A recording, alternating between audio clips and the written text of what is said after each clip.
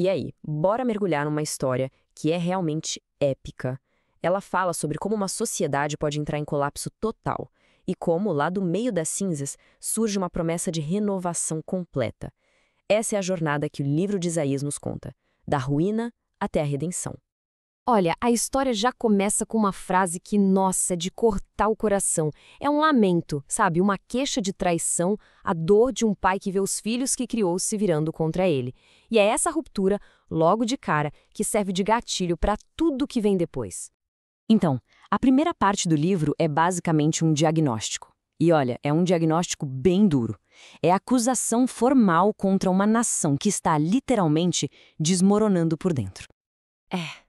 E o contraste aqui é impressionante.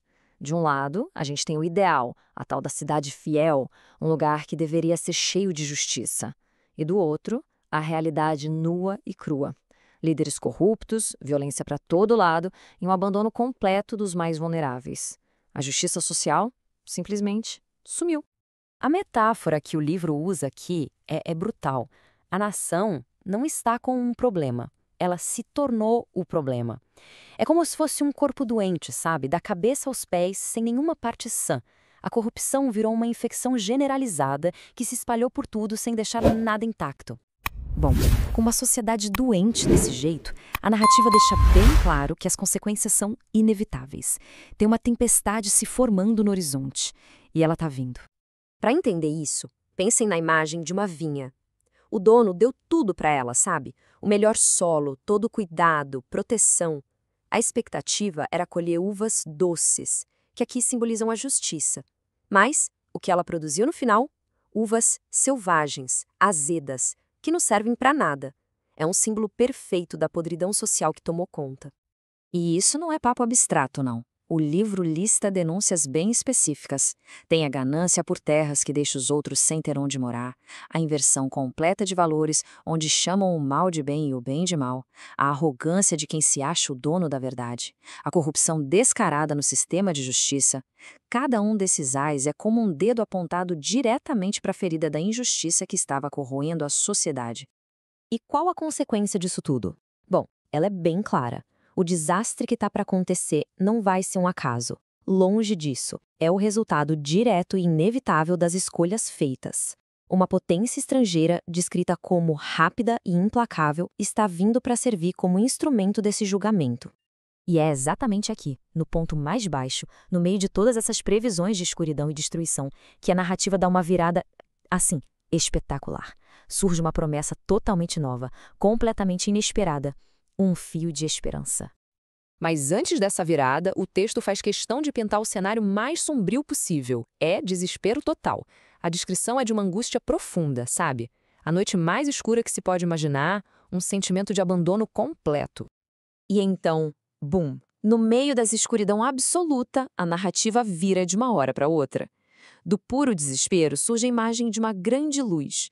Para um povo que andava nas trevas, essa promessa não é só uma boa notícia, é uma reviravolta chocante, extremamente poderosa. E o interessante é que essa luz não é só uma ideia, uma coisa abstrata. Ela toma forma na promessa de um novo governante. Um rei que vai nascer para estabelecer um reino de paz e de justiça de verdade. E os títulos que dão para ele, Conselheiro Admirável, Deus Forte, Príncipe da Paz, isso já sinaliza que o governo dele vai ser algo totalmente diferente de tudo que já se viu.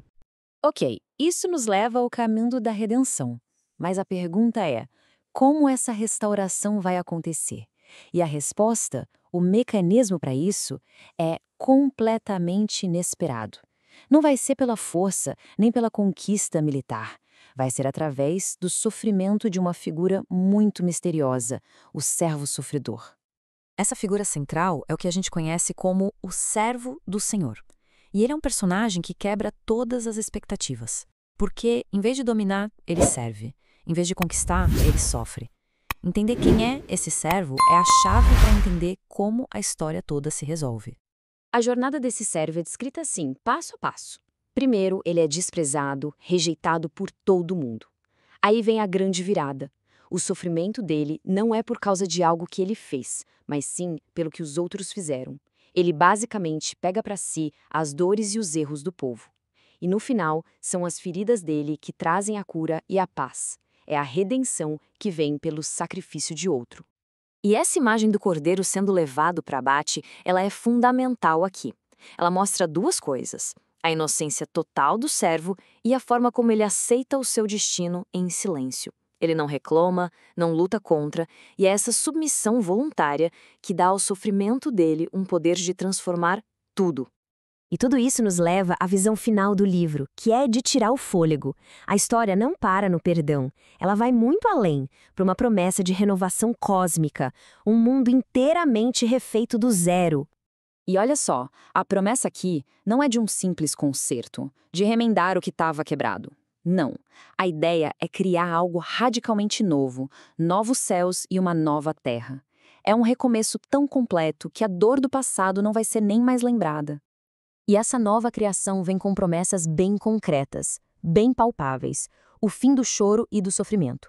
Uma vida longa e cheia de significado. A garantia de que o trabalho vai dar frutos, que ninguém mais vai se esforçar em vão. É uma visão de paz, de segurança e de propósito finalmente realizados. Essa visão toda chega ao seu auge com uma imagem impressionante de paz cósmica. A harmonia é tão perfeita que até a ordem da natureza, a relação entre predador e presa, é transformada. O lobo e o cordeiro vão pastar juntos. É o fim de toda violência, de toda destruição. É a restauração final de todas as coisas. E assim, essa jornada pelo livro de Isaías nos deixa com essa pergunta, que é bem profunda. O livro desenha um caminho que vai do colapso social completo, passa por um sacrifício que redime e chega numa restauração que supera qualquer expectativa. A questão que fica no ar é: como o mundo é reconstruído depois da ruína? É um pensamento que, com certeza, ecoa através dos tempos.